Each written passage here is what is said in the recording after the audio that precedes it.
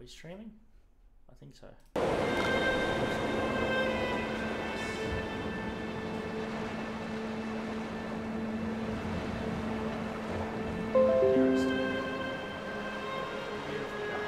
Honestly, this game actually has brought me to tears once before playing it. It's so beautiful. Okay, guys.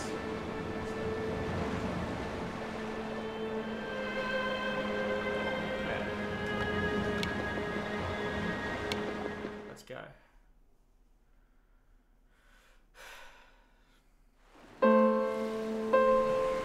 Dear Esther, I have lost track of how long I have been here and how many visits I have made overall. Certainly the landmarks are now so familiar to me that I have to remind myself to actually see the forms and shapes in front of me. I could stumble blind across these rocks, the edges of these precipices, without fear of missing my step and plummeting down to sea. Besides, I have always considered that if one is to fall, it is critical to keep one's eyes firmly open. Someone had a fucking good time in here.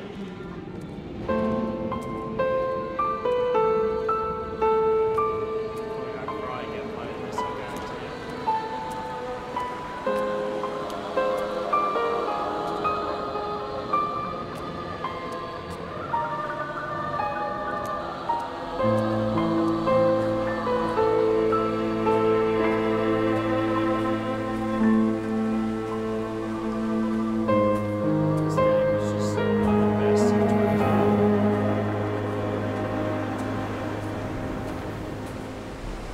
2012. This is so fucking beautiful. Just look at that landscape, guys.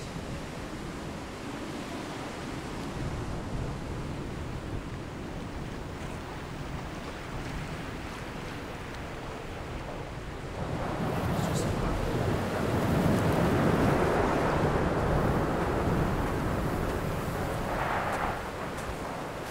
see, even if we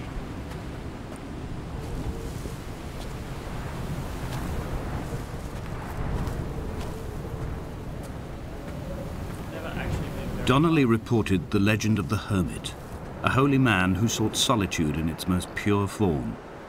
Allegedly, he rode here from the mainland in a boat without a bottom, so all the creatures of the sea could rise at night to converse with him. How disappointed he must have been with their chatter. Perhaps now, when all that haunts the ocean is the rubbish dumped from the tankers, he'd find more peace. They say he threw his arms wide in a valley on the south side and the cliff opened up to provide him shelter. They say he died of fever 116 years later. The shepherds left gifts for him at the mouth of the cave, but Donnelly records they never claimed to have seen him. I have visited the cave and I have left my gifts, but like them, I appear to be an unworthy subject of his solitude.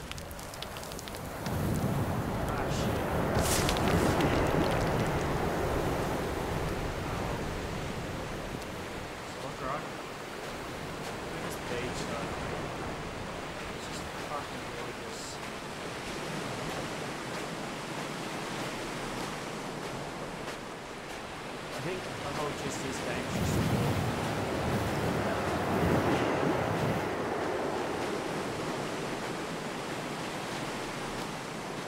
where to? I don't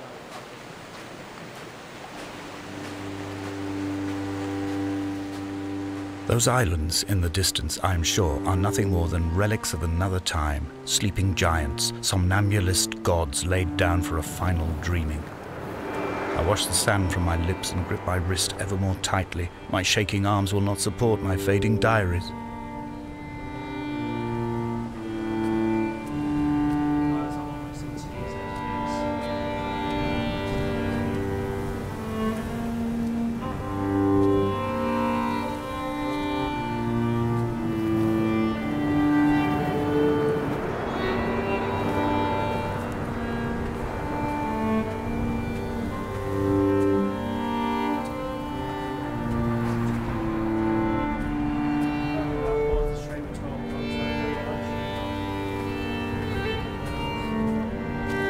Reading Donnelly by the weak afternoon sunlight. He landed on the south side of the island, followed the path to the bay and climbed the mount. He did not find the caves, and he did not chart the north side. I think this is why his understanding of the island is flawed, incomplete. He stood on the mount and only wondered momentarily how to descend. But then, he didn't have my reasons.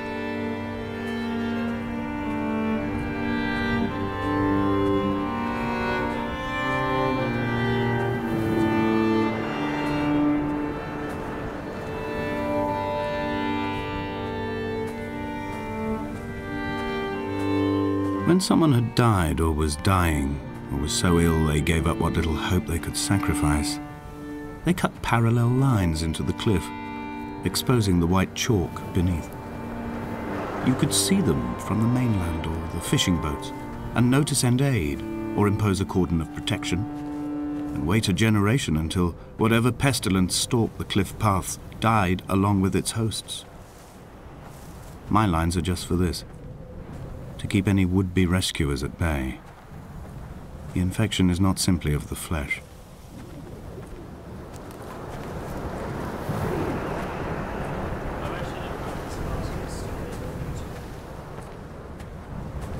I quote directly, "A motley lot with little to recommend them.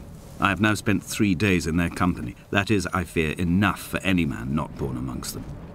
Despite their tedious inclination to quote scripture, they seem to me the most God-forsaken of all the inhabitants of the Outer Isles. Indeed, in this case, the very gravity of that term, forsaken by God, seems to find its very apex. It appears to me that Donnelly, too, found those who wander this shoreline to be adrift from any chance of redemption. Did he include himself in that, I wonder?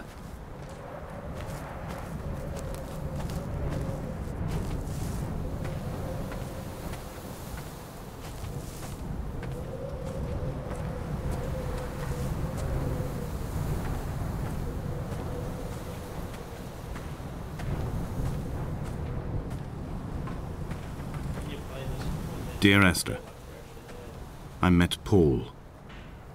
I made my own little pilgrimage. My Damascus, a small semi-detached on the outskirts of Wolverhampton. We drank coffee in his kitchen and tried to connect to one another. Although he knew I hadn't come in search of an apology, reason or retribution, he still spiraled in panic, thrown high and lucid by his own dented bonnet. Responsibility had made him old. Like us, he'd already passed beyond any conceivable boundary of life. I find myself increasingly unable to find that point where the hermit ends and Paul and I begin.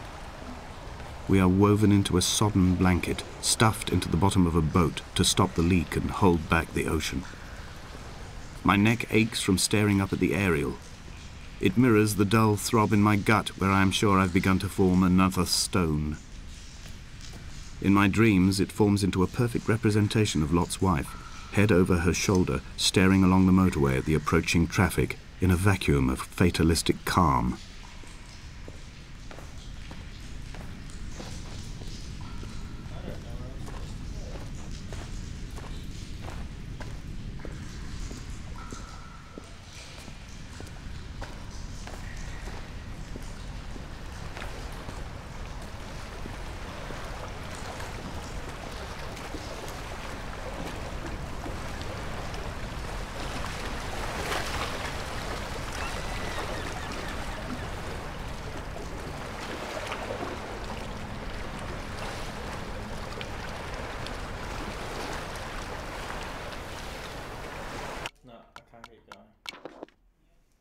Sorry guys.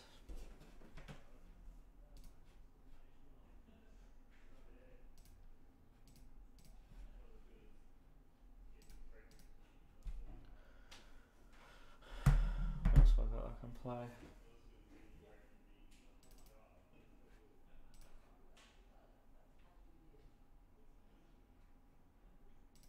Little Inferno. I'll set up some Little Inferno.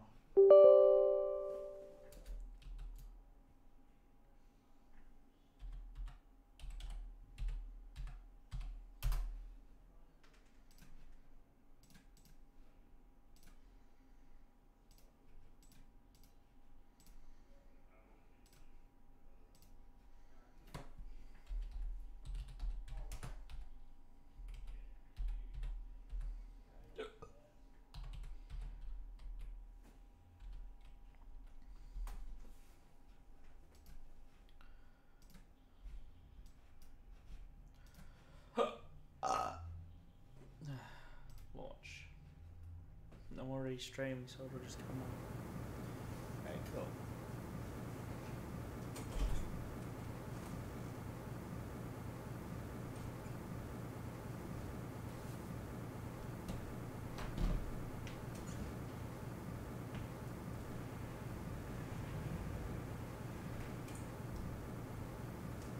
Why are you not picking up?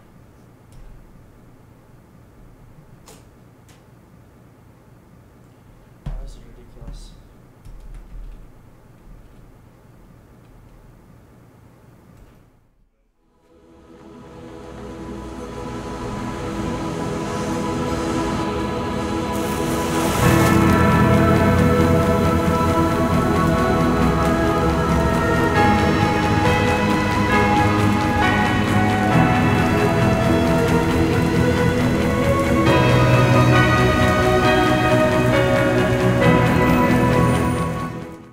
Fuck you, I won't play Little Inferno.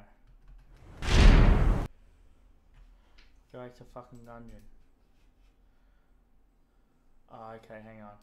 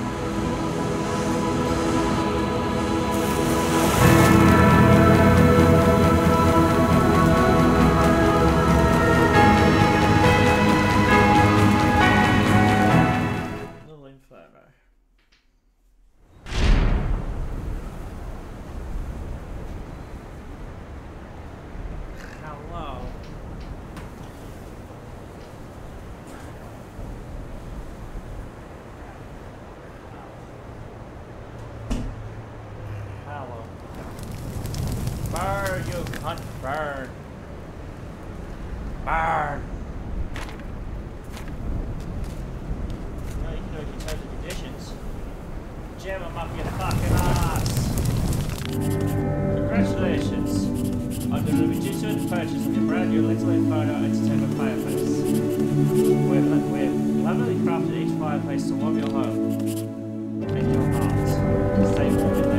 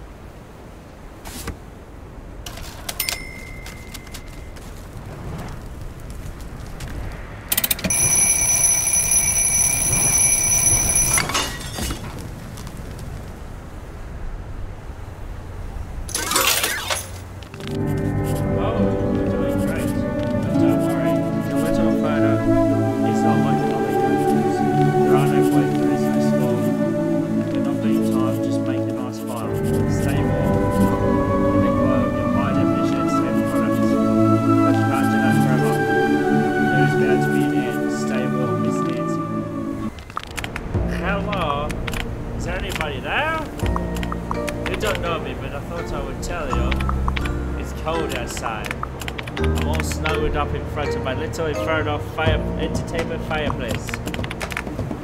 It's so toasty, I could stay here forever. Like a hug in a bug in a mug. I mean a bug in a mug in a bug. From Sugar Plums. P.S. This is for you.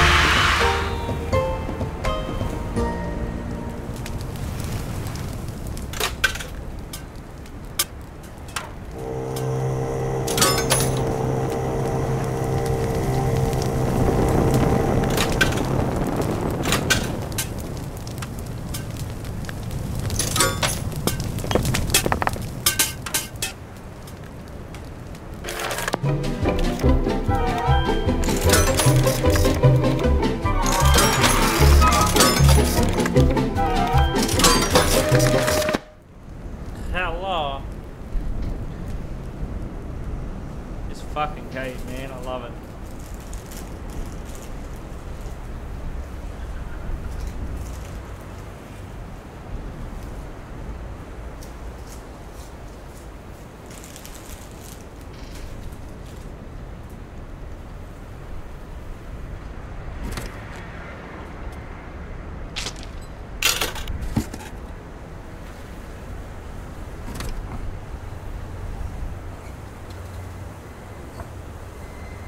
Oh boy.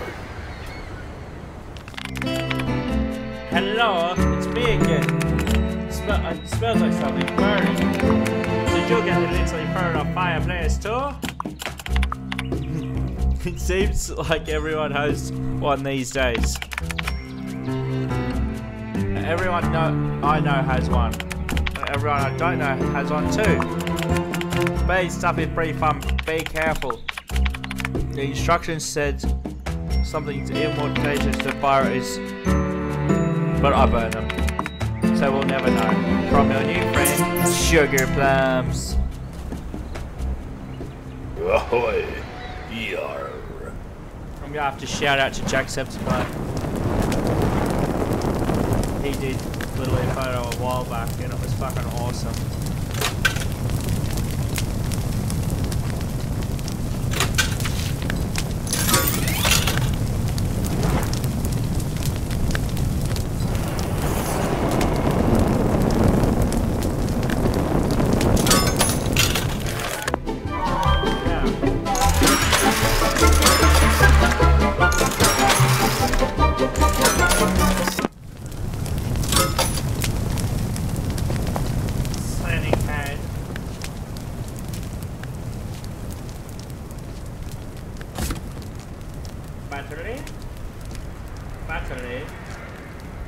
Battery. A bike.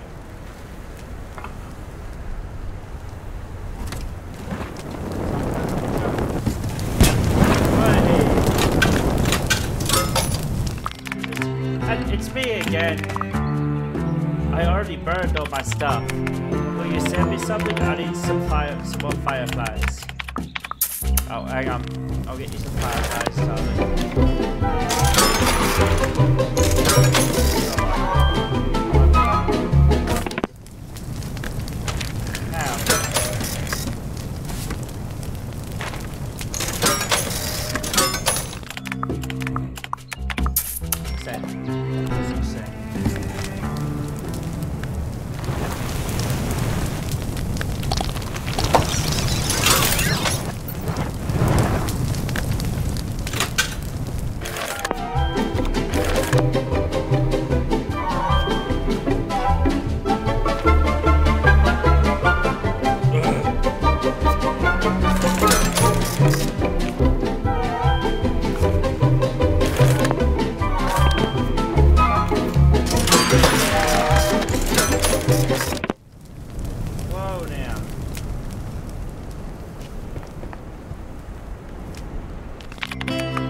Okay, thank you for my dear fireflies.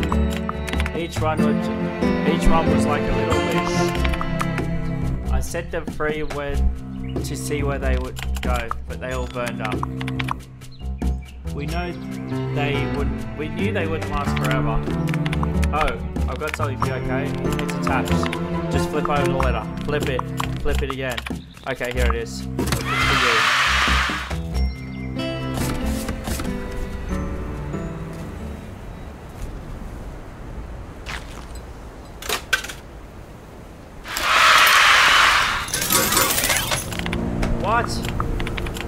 literally photo is filled with secrets. I just found one. Don't worry, I won't tell you. It would be a spoiler. But it's really good. I'm just going to draw something here. Flower and alarm clock. Shut up, sugarbox. I'm gonna burn your letter, bitch.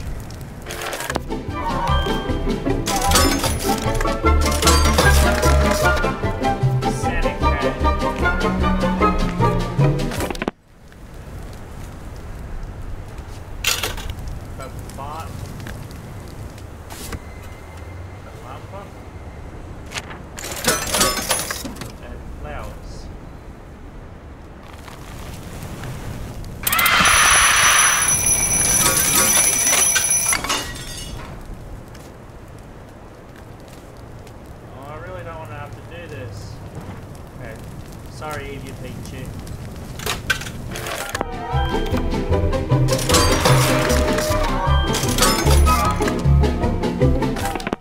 Wow. It just scared of us.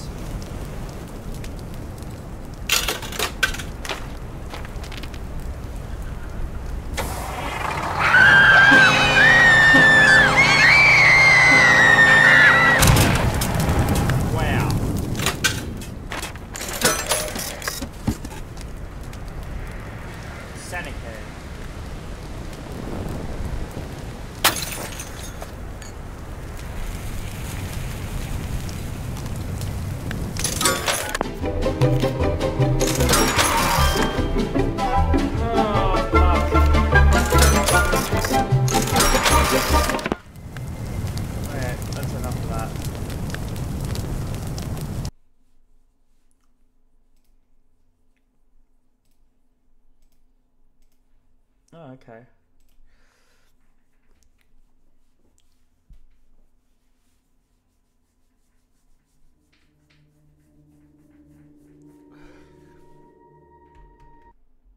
Is it working?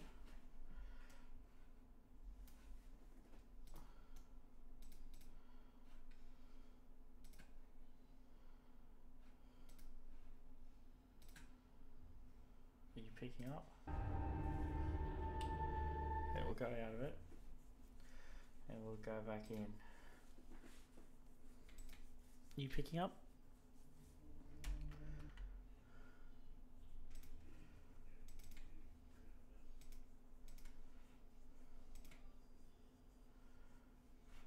Why are you not picking this up?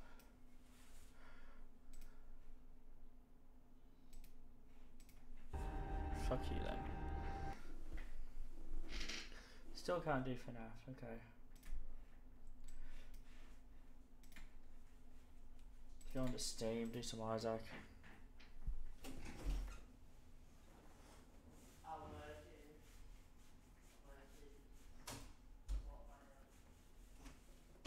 Okay.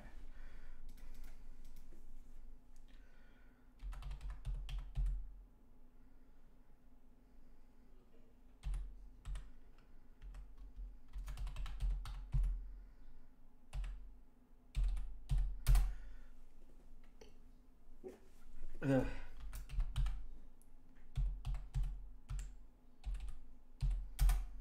Let me in, you cunt. You coom snoofer.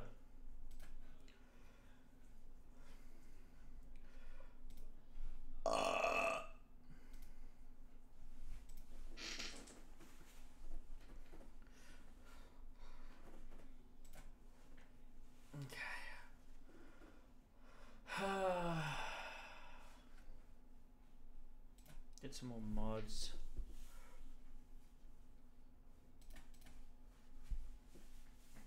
Arena can suck a dick.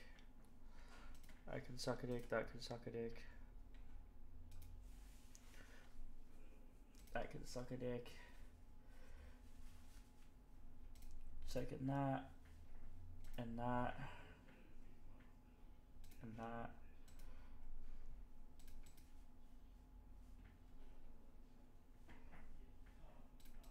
Hang on guys, I'll be right there.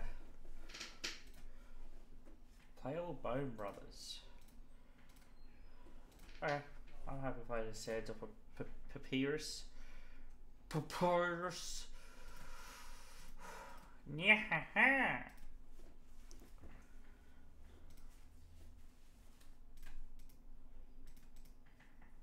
I should get alphabet.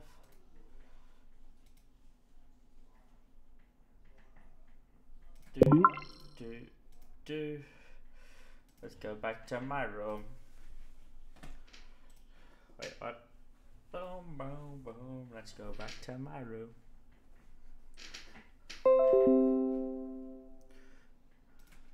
Fuck off, she nice. Oh my god, kill me.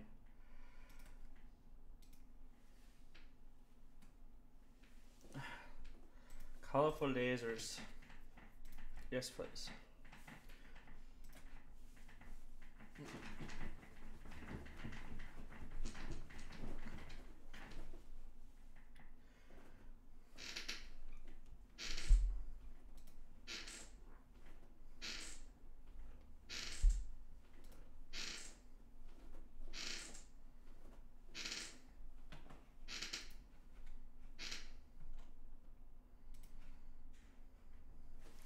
Yeah, my question is, are you going to pick up? And not be a fucking bitch all your life.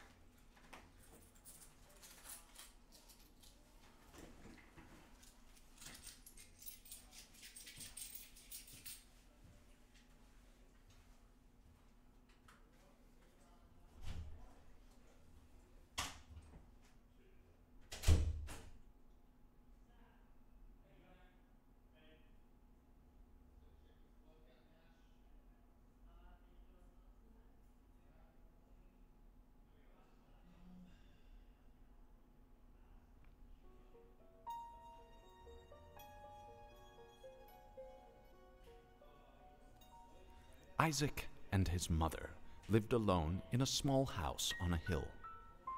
Isaac kept to himself, drawing pictures and playing with his toys as his mom watched Christian broadcasts on the television.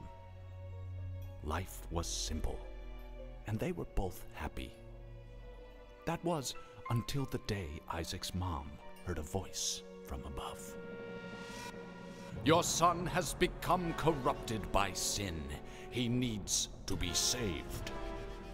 "I will do my best to save him, my lord," Isaac's mother replied, rushing into Isaac's room, removing all that was evil from his life. Again, the voice called to her. "Isaac's soul is still corrupt. He needs to be cut off from all that is evil in this world and confess his sins." "I will follow your instructions, Lord.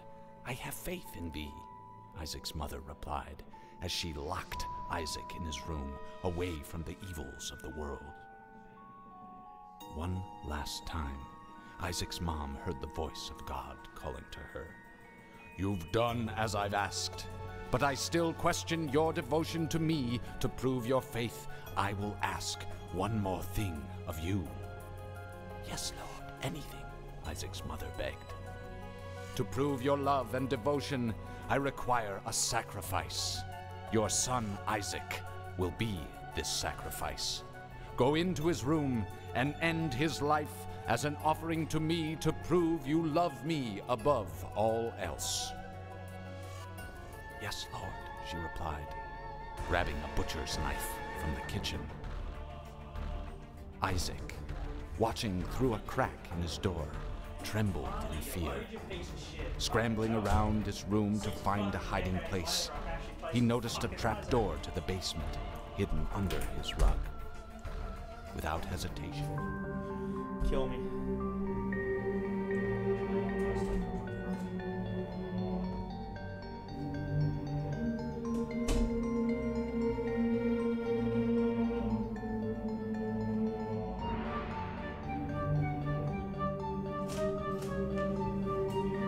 I'll be right back, guys. Just down to watch.